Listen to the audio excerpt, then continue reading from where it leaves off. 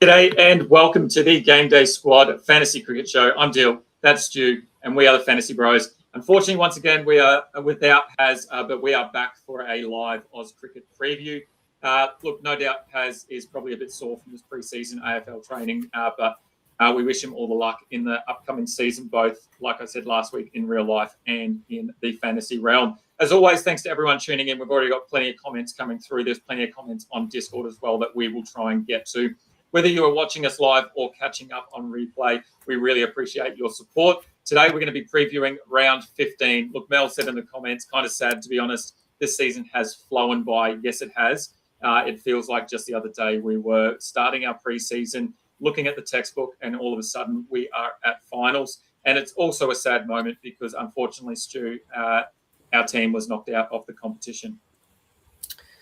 They sure were, Dill. Yeah, g'day, mate. G'day, everyone. Thanks for tuning in. Gee, that game that we didn't expect to go ahead at the Gabba certainly did go ahead. We got all 40 overs in, and it looked like the Heat were a bit of a chance at various stages throughout that match. But, yeah, some of those Sixers boys just a little bit too good. Hey, I think we might need to dock Hazard, Bro Down Showdown point or two, at least, for missing so many shows. So if you think that's fair in the comments section, let us know. We don't have to tell him, of course, but yeah, you can't get away with missing 2 or 3 shows and still be atop the Bro Down Showdown leaderboard. Yeah, so although the Heat didn't go so well, mate, the Fantasy Bros certainly did in terms of a leaderboard position. 3rd in Classic for myself, 19th in Challenger, 2nd in Champion, moves me to 3rd overall season long. A big 250 points behind Fez and Beast Mode, so I think it's going to be pretty tough to catch both of them. If I can hang on to that podium finish, I'll be more than happy. So I'll probably be looking at a few safer picks in that competition, and maybe a few pod plays, a few hit and hopes in Classic and Challenger, since Champion looks like where I might be locking up a prize card, fingers crossed. I did see plenty of Fantasy Bros logos throughout the leaderboard. How did you go? Yeah, mate, look, congratulations on your 3rd and 2nd in Classic and Champion. I was a little bit muffed that I got the 4th in Champion, just about 20 or so points behind you. Look, 4th is painful, but at least I did see our good friend Prison Mike below me there on the Champion leaderboard, so I was pretty happy with that. Had 7th in Classic and 8th in Challenger as well. So I actually did quite well in terms of diversifying players across the teams and was able to hit quite a few across all teams. So I had a few pods here and there as well. So pretty happy with that. Look, has sent through his ranks as well. He had 12th in Contender, 5th in Classic, and 18th in Challenger. That leaves him 13th for the season overall. He's really hoping for that top 10 finish to secure an all-star for next season. So he's about 70 points behind you at the moment, Stu, who is sitting 10th in Challenger. So it's a little bit of maybe a Fantasy Bros rivalry over the next three or so weeks and 3 or so games. And yeah, big couple of days for you too. Yeah, absolutely. Let's get it. I think he's going a little bit safer in that competition to get up that leaderboard, and that's the one I'll be taking a few extra risks in. So we'll see how that goes. Like you said, mate, only 3 shows to go. That's right, isn't it? 3 rounds. We've got the 3 rounds. The all important win and in this evening. We've got the knockout fixture coming up Friday, I think it might be, and then the final, the last Big Bash match of the season, Sunday evening. So look, new users can still get involved. They can still sign up using the promo code SUMMER. We will be dropping our new promo code for both AFL and Rugby League. So stay tuned for that, everyone. You'll get plenty of packs if you sign up using that code as well, or if you get some friends involved. So make sure you spend some time between the dreaded end of Big Bash and start of footy season, getting a few mates involved, family members, let them know how good GDS is, and we'll send you out that brand new promo code pretty soon. But if someone wants to get involved for the final 3 rounds of Oz Cricket, they can do so using the promo code SUMMER. That's all capital letters, SUMMER. They'll get 3 player common packs, plenty of bronze cards as well, and see if they can get some round cash or pack prizes. 3 rounds to go, mate. We'll preview the fixtures. We'll talk about the bat, wicket keeper, all-rounder and bowlers that we are planning our flags with each round. And Brodan Showdown, 3 rounds left. I don't know if we can catch the leader. We'll have to do some maths and calculations, although has been Dr. Point, I'm sure of it. So 3 more ways that fans can still and listeners can still win plenty of cards. And they're going to want to tune in as well for Aussie Rules and Rugby League because there's a stack more free cards to give away. So don't have long, mate, before team lists will come out. Shall we get into the preview? Yeah, before we get into and jump into the couple of games, look, there's plenty of comments already coming through. Make sure you keep commenting if you've got any questions for either Stu or I to discuss. There's a whole range of comments. Obviously, majority of them, as you can see, that second game tomorrow night. It's got a bit of rain around, so we'll talk about that in a moment. Mianji put in a comment here. What do you think, mate, on going 11 players from the first game and not risking those overall rankings? And look, that is a strategy that I'm going to employ in 1 or 2 of my teams. I'm not going to let everyone know which team that is yet, but I will be definitely playing that strategy of loading up in tonight's game and hoping that it does rain tomorrow, but then also playing some pods and some big pods in tomorrow's night's game, hoping it does go ahead in a couple of other competitions. Either way, you're obviously a bit of a risk, and I know that you said earlier in the Discord, Stu, that look, really at the end of the day, it's 50% chance it rains, 50% chance it doesn't. So you've got to take a bit of a risk at times. And either way, either strategy, I guess, of either loading up in this game or not is going to be a big risk. And you've got 50% chance of success. So there's a lot of people, a lot of things to consider for people and a lot of coaches. And we'll try and break down as best we can. And at the end of the day, I think it's because you've got 3 comps to play with. You can obviously put all your eggs in one basket for one particular comp that you're really focused on, and then the other 2 you can play around a bit. And I'm sure we'll touch on that a little bit more. I know there's plenty of chat over on Discord as well, but make sure you get those comments in. Look, as you can see on screen, tonight's game at Optus Stadium, it does kick off a little bit later, 6:30, so we'll probably get some team lists, some final 11s through in the next sort of 20 minutes or so. Clear skies over at Optus Stadium, as we've seen pretty much all season except for that first game. Over at Optus, the all-player average this season has been 36 GDS points. First innings batting average is only about 19. Chasing average is down at 17. So not too much difference, but obviously lower because of some of those shortened matches that we had at the start of the season. Since last season, the Sixers have allowed only 30 GDS points on average to Scorchers, while the Scorchers have been giving up an average of 36.2 to Sixers players.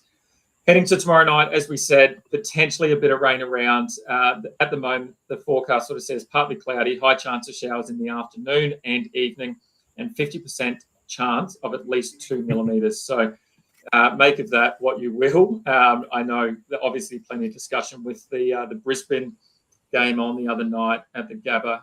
There was a lot of rain expected on that Sunday night. I think a couple of storms rolled through, and then it was perfect clear skies for the rest of it. So yeah, we can't necessarily lean on that weather forecast, but it's going to be interesting over the next 24 hours or so.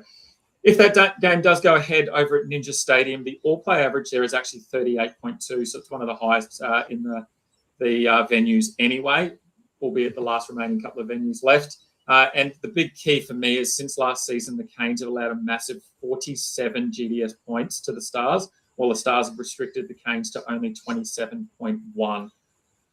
Based on those 2 games, is there anything in particular that stands out, or is it really just, again, that same sort of conversation that we had last week, mate, about the weather and what we're going to do with that weather? Yeah, a few points that stick out here. Gee, that stat there about the Canes allowing 47 and the Stars only restricting Hurricanes to 27 points. Is it the year of the Star? Gee, wouldn't Melbourne Stars fans be filthy if that game did get washed out and the Hurricanes go through, given they finished higher on the ladder? You'd expect Cricket Australia to do everything they can to get that fixture rolling. We have seen in the past some Big Bash matches played under some dubious conditions with a little bit more weather around than you typically see. If it was like that in a test match, that absolutely no way that they'd be on the pitch. But there seems to be a little bit, as long as safety is still the number one priority, they have allowed to be a little bit looser there for those Big Bash matches. But yeah, gee, is it the year of the Star? They haven't won the tournament yet. They've still got the Canes in front of them. wouldn't they be filthy though if that match does get abandoned? Deal for me, it's probably the Optus match this evening, where I think, most coaches who certainly want to err on the side of caution and play safe, I think they're going to stack most of their team with tonight's players. But looking at those batting numbers, they don't make for good reading, do they? With both first innings and chasing teams averaging about 20 points or less than 20 points per GDS batsman. So I had a quick look at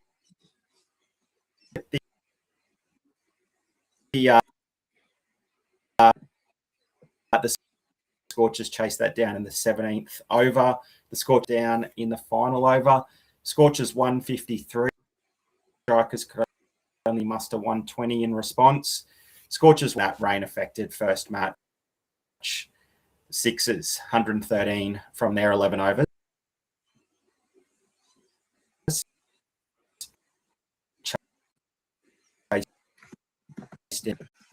So in all of those 4 matches, the team batting first has not won. So the chasing team has won, but it has gone pretty deep. It's gone sort of right to those. The one that strikers could only muster 120 in response. Those last 2 matches, 130 by the Stars and 127 by the Scorchers, don't make for great reading, given the first innings score there of 1. We'll be hoping that number is pushing sort of 160 to 1. If they're loading up plenty of players this evening, and particularly in my dominant team. So hoping that whichever team does win that bat flip, or whichever team does bat 4 and it does go down to the wire, the more runs on the board, obviously, the better that second innings chase is going to be. We don't want to get in a position where that first team does only score 130 like the last 2, and then the second team can chase that down only 1 or 2 wickets down. It probably won't pay off for coaches loading up on that game. Yeah, I agree. And obviously that depending on who bats first and second, there's going to be a lot of selection decisions there as well. With the likes of Josh Philippe coming in at 3, you'd hate to see that the Sixers just bat with the openers and get the job done. And, if someone does play Josh Philippe and he doesn't score at all, or doesn't have a chance to score, it's going to be pretty disappointing. So, bat flip's going to be super important, I think, and we're going to talk a little bit about that. Look, another question's come through from Mel. She's asked us, are you lads jumping onto any bandwagons now the Heat are out? Stu, are you looking at any particular team out of those 4 that you're supporting now? Well, look, you'd expect some of our mates to be listening to our shows either live or catching up. So if Big G Train is listening, and he can message us in the group chat and say, I heard what you said, boys, then I'm more than happy to jump on the Sydney Sixers bandwagon. So there you go, Gordo. I'm sure you're listening, mate. Let us know in the chat if you are. And I will be a Sydney Sixers fan for the remainder of the competition. And I'll even wear a pink shirt to work either one day this week or next week. So other than that, I'm actually a Perth Scorchers fan. I love how they play their cricket. I got a soft spot for a number of their plays, given they feature heavily throughout my teams just about every single match day. And the good thing about that is even if they lose this evening, they've still got a second bite next match between either the Hurricanes or the Stars. And look, if the Stars do manage to get up and win, then good on them. But I do sort of like that narrative of no tournament wins for the Stars. Yeah, I like that. And I was going to mention that another one of our mates, Uji, is a massive Stars fan, and I would love to give him some rubbish over the next couple of days that if the Stars don't make it again and they choke at the last hurdle. But yeah, look, I'm on the same as you. I think the Scorchers are probably my second team as well, mainly due to the personnel. They're obviously Finn Allen's a big one there. I love Marley Beardman. I love Cooper Conley and what they produce as cricketers. So yeah, I kind of find myself leaning towards the Perth Scorchers more often than not. So joining Timo, who's obviously the number 1 Scorchers fan, out there. Good on you, Timo. So, yeah, that's where I'm sort of leaning. And look, they've been dominant for both probably the Sixers and Scorchers have been pretty dominant really across the BBL over the last 15 years. So, yeah, they're entertaining cricket sides, and it's great to watch them when they are on fire. So, yeah, bring on a good game tonight. And with that, mate, should we get into the preview for round 15, which includes those two games? At the top there, you can see we've got our bat wicket keepers and we've got our top 5 averaging across the season. Massive 115 average there for Steve Smith. He is just on another level, and it's crazy to think. And look, we could probably spend a whole podcast just talking about how Steve Smith makes it into that T20 side. And I'm sure that Cricket Australia are trying to find as many possible ways to get him into the World Cup team at the moment, for sure, the way that he is playing. Second up there is Cooper Connolly, still sitting on that around 60 plus, 66 average at the moment. Sammy Harper still out there in the middle on 62 averaging. Finn Allen at 59, and then Nickel Chowdhury still in there on 49. So some big names there, and no doubt we'll be looking at a number of those players in the bat wicketkeeper position. Talking about that, mate, who are you looking at targeting this round, knowing that we've got a lot of weather around and we've got some pretty decent options in that first game? Yeah, I'm going to cheat a little bit here, and in Haz's absence, I'm going to actually take 3 players, and I'm going to tell you why. Steve Smith, Cooper Connolly, and Finn Allen clearly separate themselves from the rest of the field, and coaches will be crazy not to at least consider starting all 3 and then maybe finding a wicket keeper that I think you're going to speak about shortly as well. I think coaches are more than entitled to fade game 2 entirely, particularly in the bat position, given how good these 3 have been pretty consistently when they have played. We all know that Steve Smith still sits in a tier of his own. He absolutely dominates the competition when he returns from test duties. He's looked unstoppable, Smudge has. He scored that epic 100 from 42 for 155 GDS points. And then pretty classy 54 for against the Heat. Was a rain out, and we got the massive 155 base, and I think a diamond was about 217, which is absolutely insane.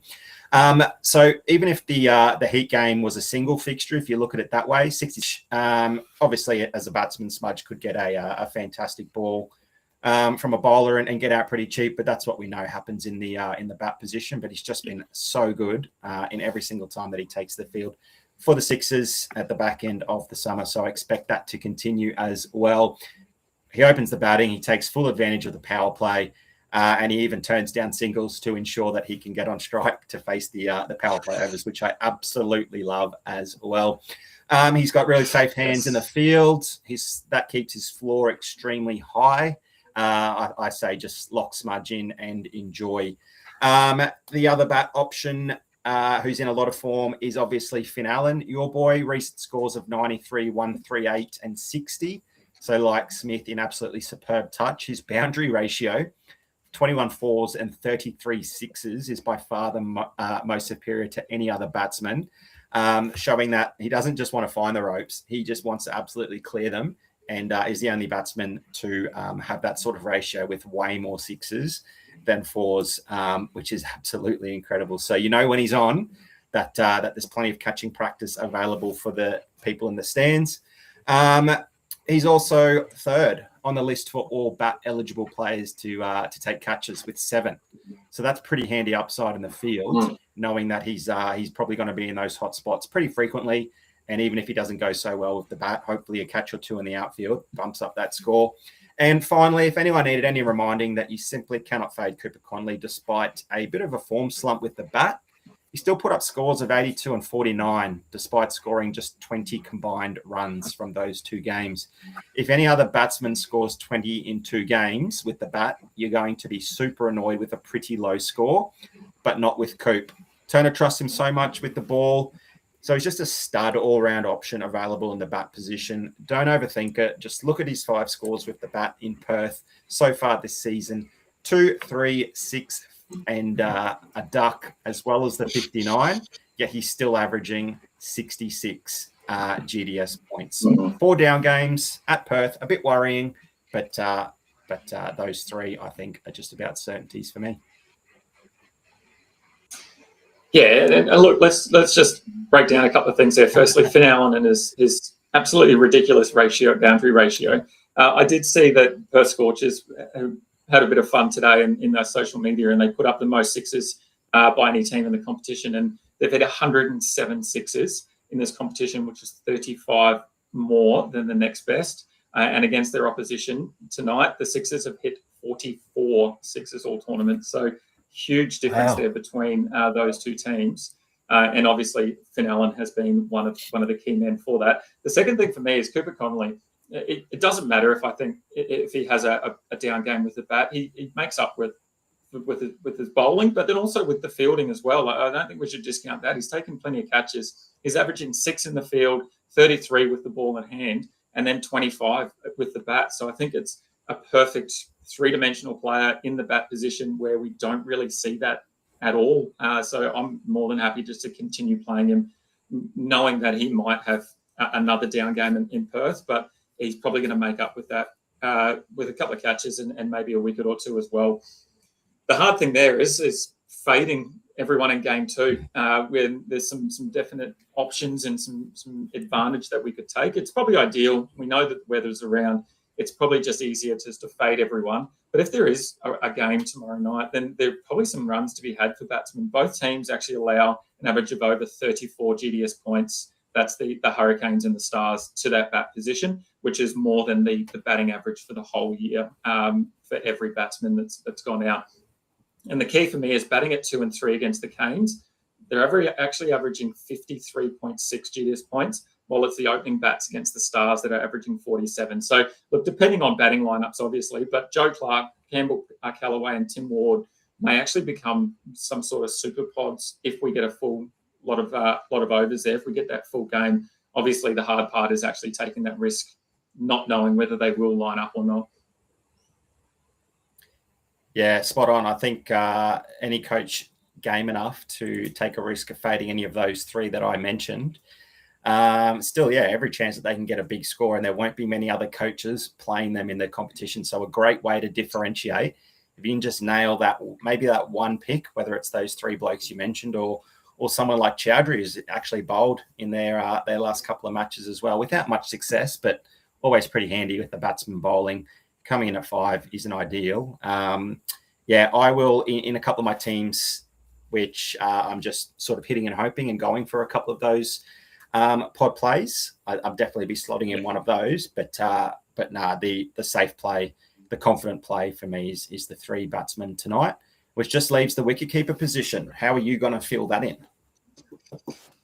Yeah, so it's a tough one because obviously Harper playing tomorrow night is probably in any other week and any other round probably at the top of the list there. But I think out of all of the wicket keepers available, there's probably the 3 that people are looking at, and that's Harper, Inglis, and Flip. And I know that Mian put into Discord as well whether we would go Inglis versus Philippi tonight. So I kind of took all 3 and had a bit of a look at where maybe we could find some advantage and see what the stats say about that before then making that decision, albeit having rain around may change that as well. But Harper's played the 10 games. He's averaging 58.4 across all of his games. Probably going to be slightly different to what you see on GameDay squad because they have had a double. So in that GameDay squad stats center, they don't show both games in that double game. It just shows the best of that round. So if he had a down game there, they wouldn't necessarily show it. So his average might be a little bit higher.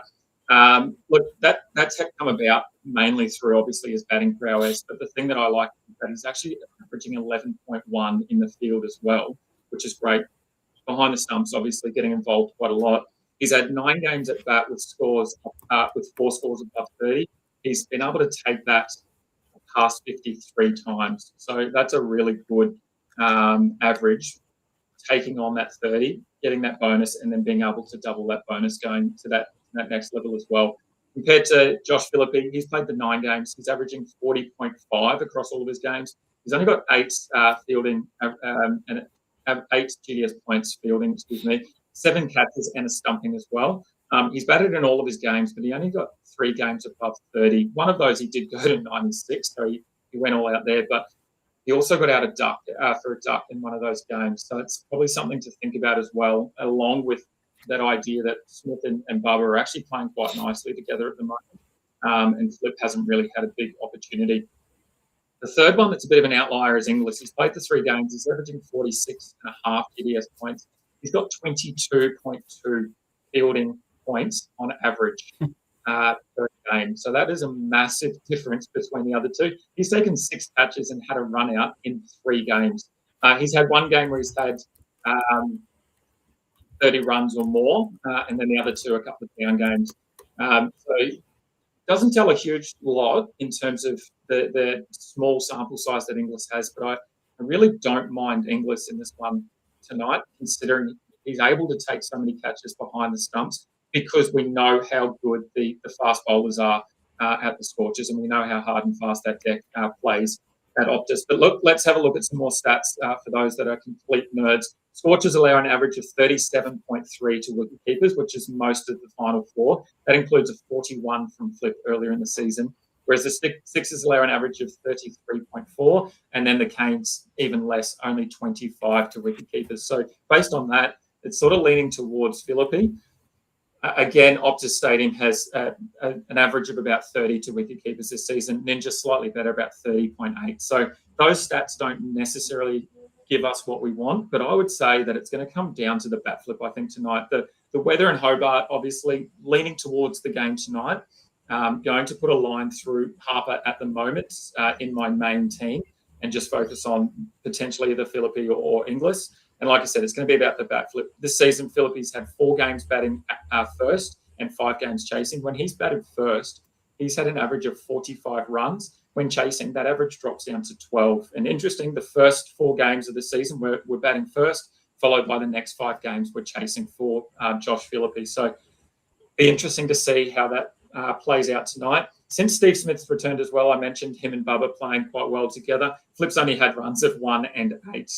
So obviously there's something there to be said where Flip's just come out. They've already got a big score on the board, and he's just gone, I don't need to make any runs. I can just throw my wicket away and have a bit of fun here, and obviously gets out quite cheaply.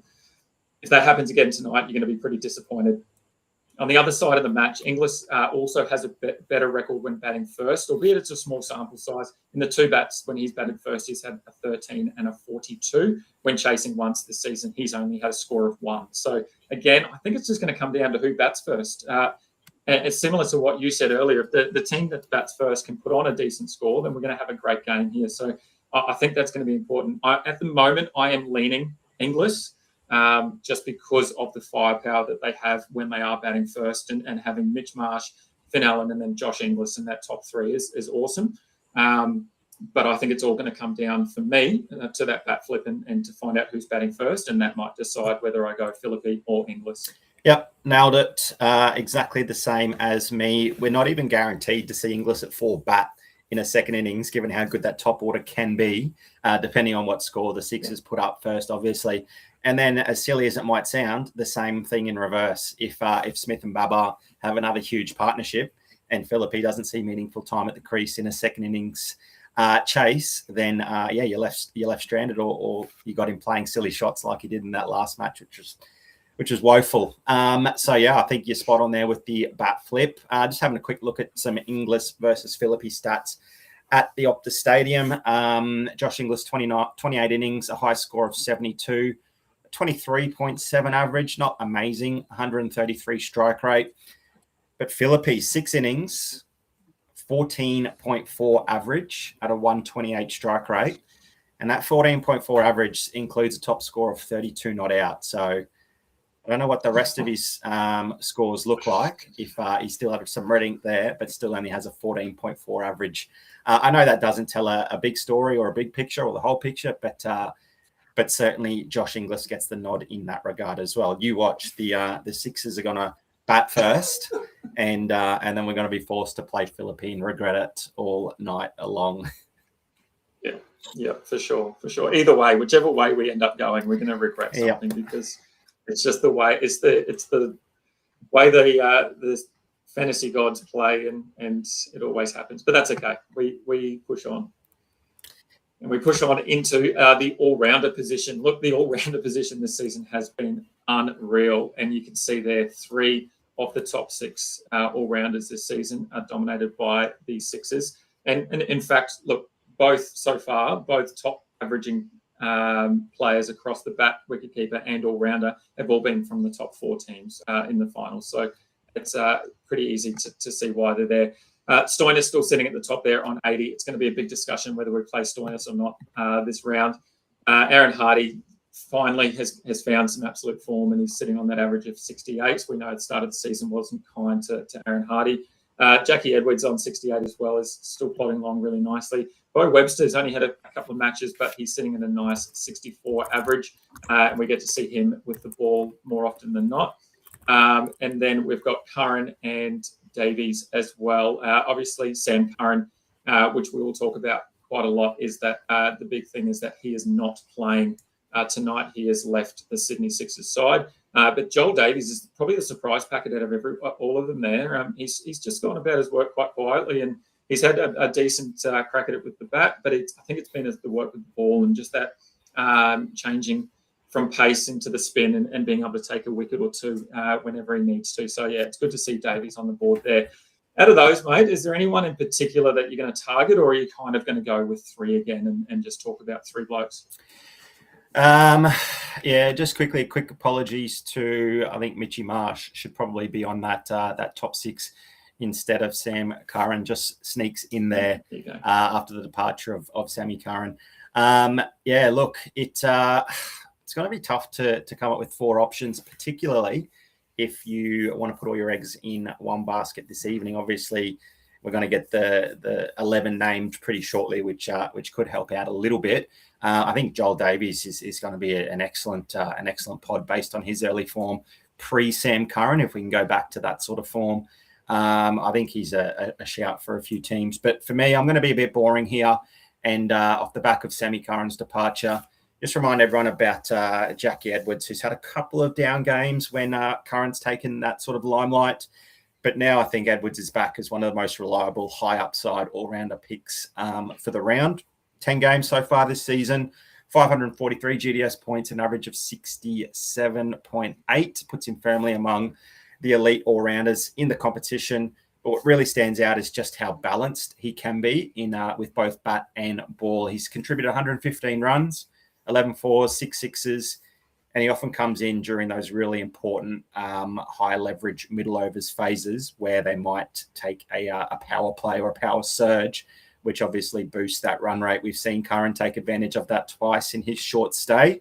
If he wasn't there, typically you'd probably expect someone like Edwards to be in a little bit sooner to take advantage of that. So we could probably be talking about some bigger numbers from Jackie Edwards, but that's been stifled a little bit, obviously, with Sam Curran. He's obviously now left. We've said that a few times already, but we know it's the bowling that Edwards really stands out and where his value really spikes. 15 wickets so far this season, 87 dot balls, just the 8 extras, and he's really trusted in those pressure situations, even with a plethora of really good bowlers amongst that Sixers lineup. We did see Curran bowl the 20th over 3 matches in a row, I'm pretty sure. So obviously that is up for grabs. Now, Starkey sort of gets that 19, which is probably when you want your best bowler to bowl that penultimate over rather than the 20th. So fingers crossed, hopefully we go back to Jack Edwards getting a sniff there for the 20th over, or at least some of those really important middle overs where the batsmen are going after the ball. He's getting a lot of power surge overs, and the aggression at Optus Stadium certainly brings about some mistimed shots and some nicks to the keeper behind. So, yeah, I think Jack Edwards is a bit of the forgotten man lately because of how good Sam Curran has been. We can look back at those numbers pre-Sam Curran, and Jack Edwards would be at the top of just about everyone's list.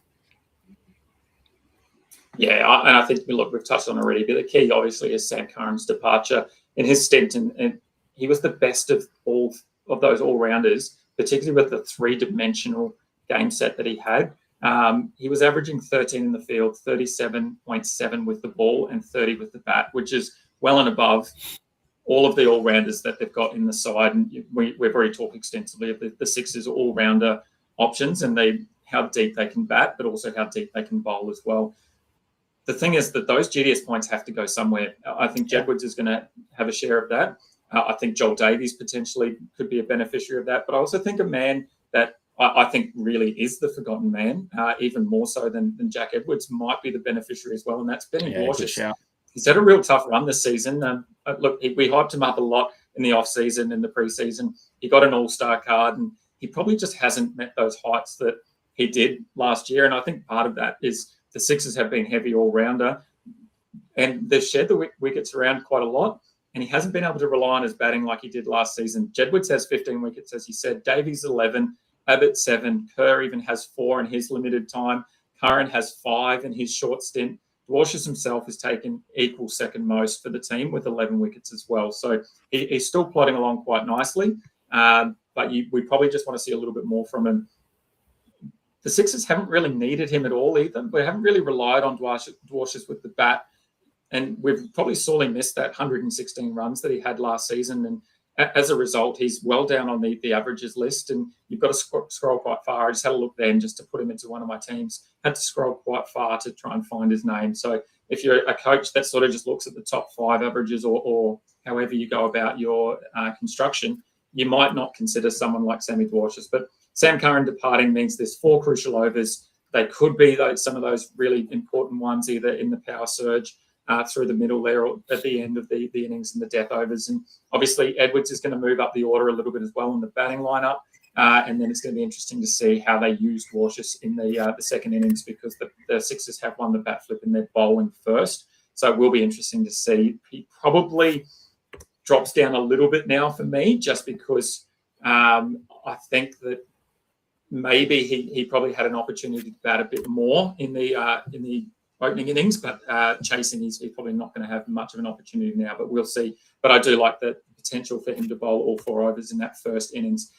I think the key is obviously the venue and the opposition. The Scorchers have given up an average of 41.5 GDS points to all-rounders this season. That includes Dwarshuis' 51 points in Game 1, which, remember, we go all the way back to the start of the season. That was a shortened game at Optus with that rain around. So Dwarshuis still being able to take 2 wickets and add a bunch of dot balls to that game, I think is really important. It was on Optus Stadium, on the Optus Stadium deck as well, so he's familiar with that deck and knows how it plays, and I think it's going to play to his advantage.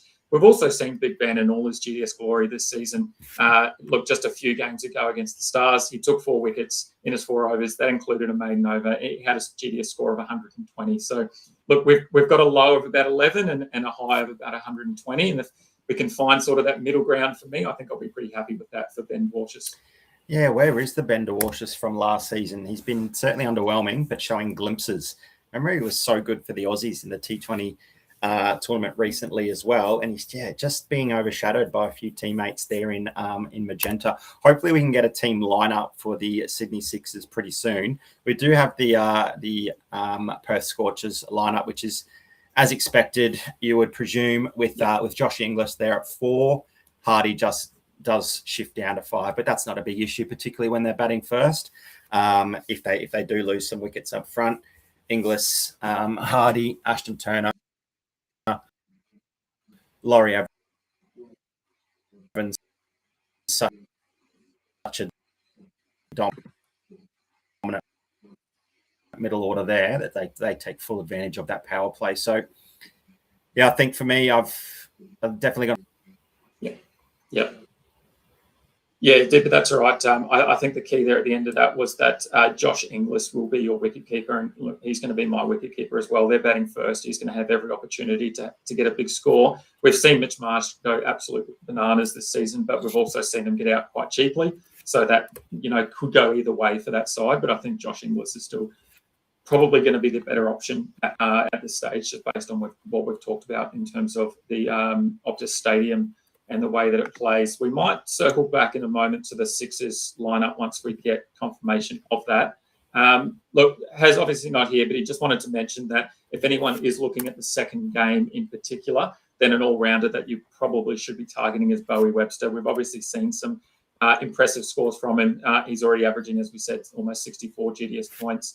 And last game was Webster's best so far, delivering an 87-point performance off 51 runs and a wicket. And I think that's the key there for us, is that he's got that perfect role. We've spoken about it all season. That number 3 spot, he gets the bat, plenty of overs with the bat, but he also gets some overs with the ball. And we just love to see where he changes up his bowling style as well. I would hate to face him, not knowing whether he's going to throw down a medium pacer or whether he's going to try and spin that ball all over the place. So it's great to see that he can switch it up to off spin, and we've seen that already this season work to his advantage, and he was able to remove Usman Khawaja as well against the Heat. So, yeah, great opportunity there, and it's just going to be whether coaches are happy to take a risk on Webster. That's hard to say, apologies, or whether they're going to just leave it and not worry about that second game.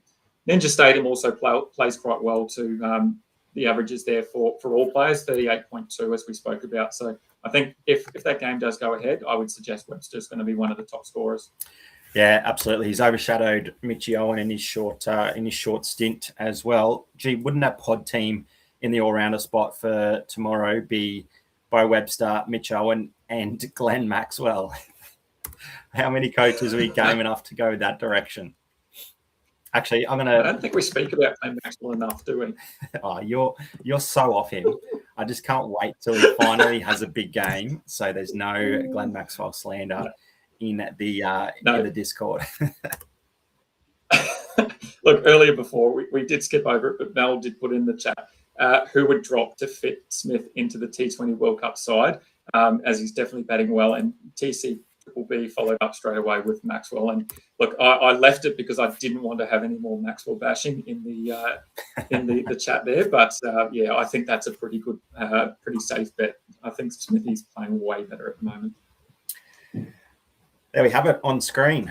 The Sydney Sixers lineup: Smith, Bubba, Philippi at 3, Moises, Lockie Shaw at 5, Edwards, Davies, Dwarshuis, Manenti, Abbott, and Stark. So those 6 frontline bowlers, if you include Ben Manenti as a frontline bowler, I think that certainly wheels up for the 4 pacemen: Stark, Dwarshuis, Edwards, Sean Abbott. Probably almost guarantee a full 4-over allotment from them, and probably just depends how many overs of spin they want to get through. There is every chance that they do want to get through maybe 5 or 6 overs of spin, maybe meaning an over or 2 comes off Edwards. Dwarshuis is probably the first one to miss out there. Sean Abbott did take a bit of stick in the previous match, and I think he missed out on a full allotment of overs. So you probably expect them, the 4 quicks, to be most likely. Joel Davies has had some excellent matches with the ball. What I'd hate is to see Ben Manenti sort of tie down an end or get a wicket and then get a few extra overs as a result of that. Really, we want him getting as few overs as possible, and give 20 overs to the other 5 there, because I think a lot of them will be across my 3 teams. Yeah, just having a look at some stats quickly around bowling and full allotments. Joel Davis has had 4 full allotment bowls, so 4 overs in 4 matches this season out of his 9 that he's played. He didn't bowl in that first game, obviously shortened match, so he wasn't needed. Look, the last 2 games for Joel Davies has bowled 1 over and then 3 overs in the last 2 games. However, Manenti has bowled 3 and 3. So, yeah, a bit concerning to see where they go next. But, yeah, hopefully they just get a couple of overs out of the 2 and then, like you said, load up on the quicks. We obviously know the Perth deck is hard and fast, and it probably is a quicks paradise, really. That's how the Scorchers have played for the last 15 years, and they've had plenty of success. So I'd expect something similar. If I was going to lean towards one, Mian's put in the chat one of Dwarshuis and Abbott, who's likely to bowl their full overs and some death overs. I'm probably leaning towards Dwarshuis still, mainly because of the upside that we've seen in other aspects of the game as well. Abbott has taken a couple of catches, but I just think Dwarshuis potentially might get, if anyone does miss an over or 2, we've seen Abbott miss a couple this season, so I feel like Dwarshuis maybe relied on a little bit more. I could be a little bit biased as well because I am keen to play Dwarshuis. So, but that would be my take there. Yeah. I think Abbott is probably the preferred option. He gets the overs up front. We did see Dwarshuis dropped for a game recently when they had Curran available for selection and Mitch Stark came back. But it probably just comes down to who's bowling better on the night. There's not much between them. Like the case with Manenti, if he starts well, he's going to get the ball again. If he takes a bit of stick, then it's probably less likely that he gets the ball back. And the same case there for Sean Abbott and Dwarshuis as well. So if you're playing either of them, you want them to start well so that they're likely to get the ball again. If they cop a bit of stick in their first over or two, Enriquez is going to be less inclined to go back to them, I think. And I think, as I said, look, we haven't seen a whole lot from Ben Dwarshuis in terms of batting. He did have a couple of decent outings in terms of, for bowlers, decent outings, I should say. So he had a 14, 6, or 5.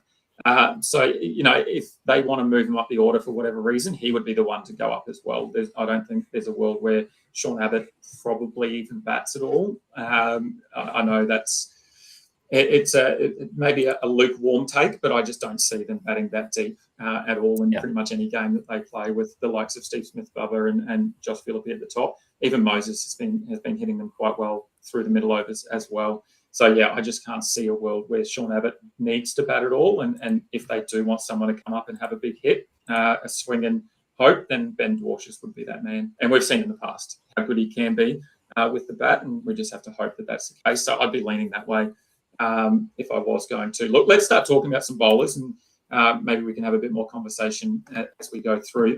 On screen, you can see the top averaging bowlers. Mitchy Stark's come back to the BBL after, 11 years away, the longest time away from BBL between stints, and he's just picked up where he left off, averaging 100 GDS points. Since returning, David Payne has also had some great games so far, sitting at an average of 55, alongside his teammate Jai Richardson, who had that awesome performance the other night, averaging 55 as well. Harris Ralph, we don't see Siddle on this board anymore. Harris Ralph's taken a little bit of a nudge ahead against his teammate on 50 GDS points, and then Nathan Ellis is still sitting there on 46. Unfortunately, the news out of the Canes camp is that Ellis has not been named in the 14-man squad. So I know you were pretty keen on him if that game did go ahead, but we've had to put a line through him. Where are you looking instead? Yeah, picked up a niggle in that previous match, so I think it must be pretty bad though if they can't roll him out for a must-win match, or not even name him in that squad. So anyone that has penciled Ellis in, probably not going to be fit moving into a potential elimination final or grand final if they do manage to get there. But for me, it's going to be Mitchell Stark, like another easy take, I think, but bowling first. No Sam Curran in that Sixers lineup now. He's going to be one of the highest ceiling quicks available this round. And that big 100-point game against the Heat certainly reminded us all that he can certainly do it with the white ball as well. It was a massive blow he delivered to Heat fans, claiming 4 for 34 and knocking them out of the competition. Unfortunately, many coaches probably thought he was a bit underwhelming in his first game back for the Sixers. Just the 1 for 31 against the Thunder. Copped a bit of stick early on from Warner and Jilks. But, bounced back in typical Mitch Stark fashion there against the Heat, of course. Optus has been a pretty happy hunting ground for Mitchell Stark.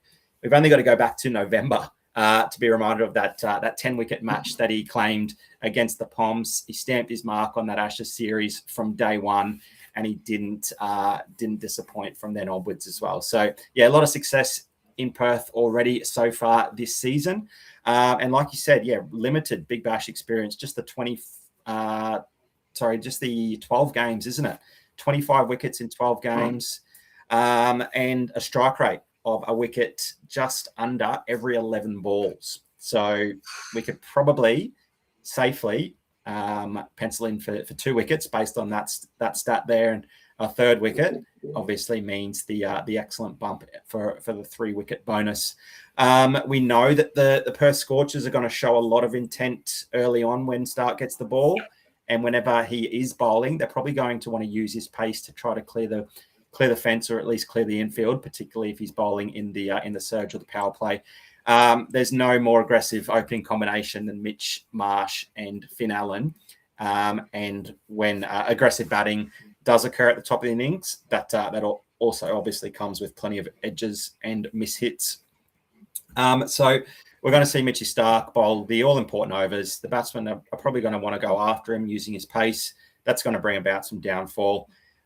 He's going to get an over at the death as well, you'd expect. So that only increases his wicket-taking ceiling. And I think he's actually a bit of a pod, given he hasn't really been in the game too often.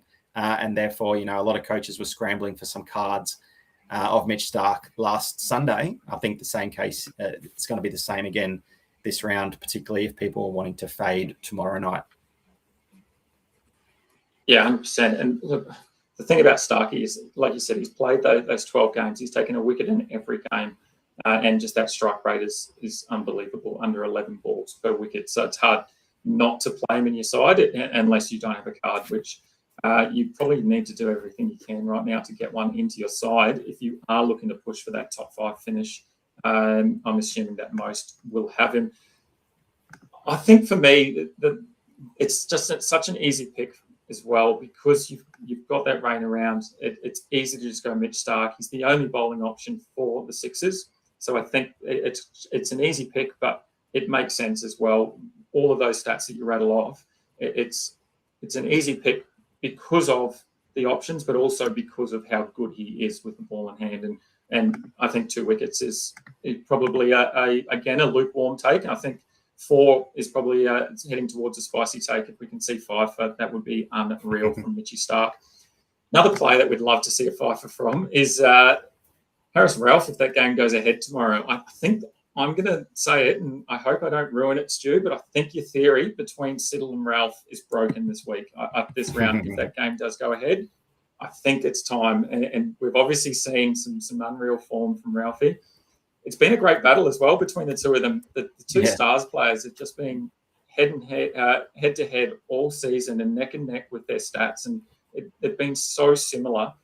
The 1 up, 1 down theory has been in full effect. Outside the one game that they both scored 23 in, and that's how similar it was. I think I also looked at their best stats this season. They both have 3 for 23 as their best stats this season. So the two of them just cannot find a way to get past. They're almost identical, but I think maybe the younger of the two has probably taken a slight edge now. And I think hopefully he's going to continue that trend if the game goes ahead tomorrow. When looking at averages, Ralph's taken that clear lead. It's probably a little bit closer, though, than the GDS stats suggest. The Stats Centre obviously shows the average based on the best of the double. So Ralph's average there on screen, currently 50 GDS points. However, if we include both of those games, his average just drops slightly to 48. So it's not too different, but it's just important to note that. Same with Siddle. I think it's a point difference in terms of what he's at on the GDS stats page versus what his actual average is, and his is about 46 now. So he started to take a drop just a little bit, but not too much. Ralph's gone wicketless in only 1 game this season. However, in that game, he still contributed 16 dot balls, and he took a catch as well. So that was that 23-point game. And I feel like that's probably his true flaw, really, is that 20-point game where he has a lot of dot balls, and then he has been quite effective in the field the last couple of games. I think he's taken 3 catches in the last 3 games. So definitely an opportunity there for him to continue that GDS scoring. There's only been 1 occasion this season where Ralph wasn't given his full allotment. However, he still bowled those 3 overs in that match. Compared to Siddle, obviously they were giving him a bit of a rest in that game against the Strikers. He did only have 1 over in that game, but across all of the games, he's missed 4 overs in total, whereas Ralph's only missed the 1 in total. So I guess looking at that, if for whatever reason the Stars are well ahead and they don't need to give Siddle the ball, they probably won't, just to make sure his body's right for the next match. So I think for me, the key is going to be that age factor and the making sure that Ralph gets majority of those overs. The other thing I think is important to note is that strike rate. We talked about how dangerous Mitch Starc is with that strike rate. This season for Harris Ralph, he's taken a wicket every 12.8 balls, whereas Siddle's taking one every 13.5. So slight difference there. That's probably one of the only stats really that's different between the two. Everything else is almost identical. So we can expect just a little better strike rate from Ralph. And for that reason, I think I'm just going to back him in this game if it goes ahead tomorrow. In saying that, we obviously we can't pivot at all. I'm going to lock him into one of my sides where I'm going to have a number of pods if tomorrow's game does go ahead. Yeah, that's the big thing, isn't it? Yeah. I can't quite get there in my main team, but he'd certainly be, probably one of the first 3 selected easily if that game looked like conditions were fine. And I think if the game does go ahead tomorrow and we do get the full 40 overs, I think any coach that maybe risked it or just backed their gut in are probably going to be pretty handsomely rewarded with a nice haul from Harris Ralph. Can't get there in my main squad. It will just be so heartbreaking to see someone go off tonight in the bowler position that you were umming and ahhing about, and then only to see the weather intervene tomorrow night as well and not get a result. Or, even if the rain comes a little bit later, there's every chance that we could see a shortened match, and obviously that means less overs for the quick. So yeah, it's just one of those things, unfortunately. I think you're spot on with every ground in Australia needing a roof, and then we wouldn't have to spend 15 minutes every 2 or 3 shows debating about all of these what ifs and contingency plans due to the weather. Fingers crossed we do get the game in, but if my 11 or 10 or 11 players go well tonight, then if the weather gods want to intervene, then I won't be too upset. Yeah, definitely. And just quickly, has let us know that he's really keen on Jai Richardson, as most people should be after that 134 point performance, in the last game, where it was really probably the perfect bowling performance, I think, and probably obviously the best we've seen from Jai this season. Has pointed out that spell sort of felt like Jai's rediscovered his confidence and the control that we know that he has, and everything sort of aligned for him. The pace, the movement, the variations, and the intent was there from Jai. So hopefully that just allows him to have another big game tonight. And I think a lot of coaches, if they are going to load up in tonight's game, they're probably going to go with the combination of Richo and Payne, and then maybe the pod of Beardman, who is still chugging along quite nicely. Probably not getting the numbers compared to those two, but he's still taking wickets and he's still looking really good. And I can't wait to see how he continues to develop. I just have an absolute bromance for my man, Marley Beardman. But yeah, I definitely will be following in Has footsteps and putting Jai Richardson into pretty much all of my squads, I think. And I'm sure you're probably looking at the same things, Stu. Every chance for a sneaky little bat there, named at 8 as well. Batting first. The teams batting first at Optus have been bowled out on 3 occasions. So there's every chance, if the Sixers bowlers are on top, then we might have to see a little late innings cameo. And that only boosts that ceiling of Jai Richardson. He's not one of the, a hack coming out at number 11 like we've seen plenty of fast bowlers. He can actually, swing that willow pretty good and clear the fence. He just needs to get onto a couple of them, and he can, put some pretty nice safety onto that floor before he even picks up a ball. How good would that be? Unreal. How good would that be? Alrighty, let's have a look at our consensus 11, and obviously. We have included both games in this, but please make your own decisions around whether you do play tomorrow night's game or not. We've got Sam Harper at the top there, Smith, Connolly and Finn Allen as our batsmen. We've got Stoinis, Aaron Hardy, Jack Edwards and Bo Webster rounding out our all-rounders. And then in the bowlers, we have Mitch Stark with Harris Ralph and we've got Jai Richardson. Then our 2 pods, obviously we touched on Chowdhury and the potential of him bowling a couple of overs and then having a decent bat as well. Obviously, the bat flip's going to be super important there. If they bat first, he's more likely to have a couple of extra runs up his sleeve as well. And then the big pod of Mitch Marsh tonight in the all-rounder position. We talked about him last week as a potential in the double game. He didn't quite fire as much as we wanted, so maybe this is his game there where Mitchy Marsh just takes off and reminds everyone why he is one of the best T20 players and why he's the captain of the Australian side. Alrighty, Brodown Showdown, a bit disappointing this week with the double game. We all went with the Scorchers, and Has once again took over and got the victory there with Jai Richardson 134 GS points. And in fact, it's the first time this season. In fact, maybe it's the first time ever that this has happened, but nobody voted for Has. We do not have a Brodown Showdown winner on the wheel. So instead, we've done something different. We've put everyone in that commented either on the show last week with Brodown Showdown or tonight as well. and we're going to give away 3 one-player unique packs to say thank you to everyone in the chat and continuing to follow us. So without further ado, let's get that wheel up on screen. And then I think I need to make some last-minute changes to my slide. I do too. Yeah. Alrighty, so you should be able to see your name on screen. If you are sitting in the chat and you haven't commented yet, you've just been following along, make sure you do, and I'll try and get you in. So, Stu, if you can keep an eye on that chat there, and I can add them to the wheel if possible. All right, let's get into it. Good luck. The first winner of a one-player unique. Tony's Legends. Tony, well done. Shuffle it again. Here we go. Second winner.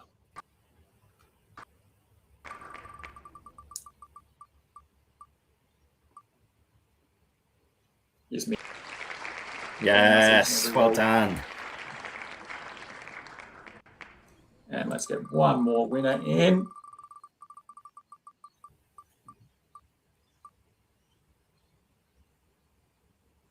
Oh, Maxi just missed out. Aditya there as well. Alrighty, congrats to those 3. Let's jump across and let's open a couple of packs. Alrighty. Should be able to see those packs on screen. Yes, got them. Let's jump in. Everyone seems quite slow. Let's see if we can open a pack where I might need to refresh. Yeah, guilty. Alrighty, here we go. Good luck, everyone. Yeah, we are going to have to refresh. Apologies. So what do we got? First one for Tony, is it? While it is refreshing, not giving away particular teams, the final strategy for tonight's game and tomorrow's game. Yeah, very quickly loading up mostly tonight. I'm going to leave a spot open for tomorrow. I won't say where or, well, it is in my favorite team. There's going to be a spot open just in case. I think if the game does go ahead, the ceiling there is too difficult to ignore.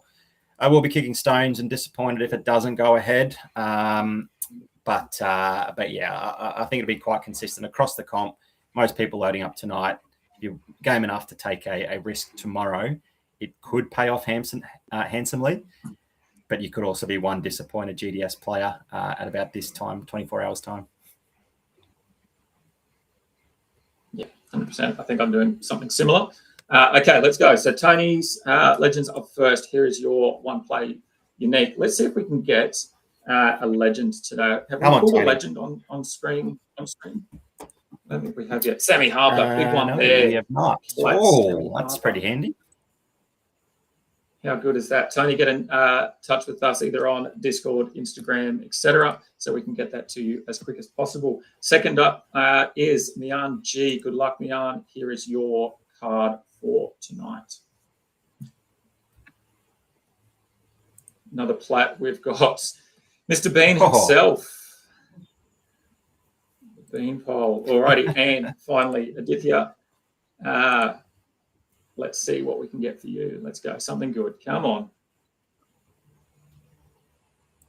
And we finished strong with a Tom Curran. Oh, very nice. Couple of decent stars players there, and quite apt that all 3 that we pulled are in the final series. Alrighty, that is almost it. We've got a couple more Bro Down Showdowns, but as you said, Stu, I believe that has probably taken the unassailable lead. The best he can probably do is a tie from here, although looking at his pick this week, I think he will probably go ahead. So Steve Smith there for Has. Stu, you've got Mitch Stark, and then I've taken Aaron Hardy. So if you think Has is going to continue to dominate, comment Has. If you see Mitch Stark taking over, comment Stu. If you think Hardy is going to get it done with ball and bat, comment Dill, and you can be in the running to win some unreal cards. Look, I've just noticed there, Timo, I didn't have your name up. Message me on Discord and I will sort something out for you, mate. Apologies for that. I didn't see you earlier in the stream. So, yeah, make sure you hit me up on Discord, Timo. Apologies for that. All right, get your comments in. Thank you very much for another Unreal show. Look, round 16 is going to come to you Thursday, so the night before. So the game isn't on until Friday, but we thought we might do the live show with the squads and not necessarily the final 11, just to give you some time to digest everything and also give us some time. It is only the single game, and then that leads into the grand final on Sunday. We will have a massive grand final preview show Sunday evening, so make sure that you get involved over the next couple of nights. Good luck to everyone. Stu, good luck, mate. Hopefully you hold on to that third spot, maybe even push for a second or first in champ. Thanks, mate. You too. Thanks, everyone, for joining once again. Catch you next time.